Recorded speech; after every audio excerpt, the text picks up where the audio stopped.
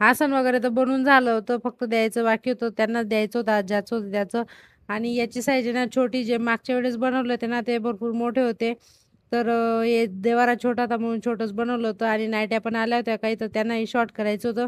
तेही शॉर्ट करून झालं. त्या फक्त द्यायचं काम बाकी होतं. ते पॅक करून घेतलं आणि त्यांना देऊन दिल्या. आणि त्याच्यानंतर हे बड्डेचं नाव आहे तर कधीचं लावलं आहे आम्ही. आणि आता आहे ना हवा येते ना तर निघतंय ते डबल टेपमधनं, राहत नाही ते भिंतीवर. तर मग मी ते सगळं काढून टाकलं आणि डबल टेप भिंतीला चिपकून गेला होता. तो सगळा व्यवस्थित हाताने काढून घेतला आणि ते नाव व्यवस्थित ठेवून दिलं. तर पुढच्या वेळेस कामात वगैरे येईल म्हणून. आणि त्याच्यानंतर ही साडी ना माझ्या मम्मीने आखाजीला घेतली होती. मला तर हिचा ब्लाऊज पीस काढायचा बाकी होता. तर तोच घेतला होता काढायला, कारण तिला पिको फॉल करायचा आहे मला म्हणून. तो व्यवस्थित काढून घेतला पीस. आणि त्याच्यानंतर आहे ना झाडू मारायचं काम बाकी होतं, तेही करून घेतलं. कारण घरामध्ये घाणून गेली होती, झाडू वगैरे मारून घेतला. आणि त्याच्यानंतर संध्याकाळी झाली होती. तर संध्याकाळी आम्हाला जायचं होतं बाहेर. चहापत्ती संपली होती, तेच घ्यायला गेलो होतो डीमार्टमध्ये. तर डीमार्टमधनं घरी आला आणि तो सगळा सामान व्यवस्थित ठेवून दिला. आणि त्याच्यानंतर राहिला होता तो स्वयंपाक. स्वयंपाकमध्ये आज खिचडीच बनवायची होती. खिचडी तर बनवून झाली होती, पण खिचडीसोबत काही ना काही पाहिजेच खायला. तर अशा काही मिरच्या बनवल्या होत्या आज मी.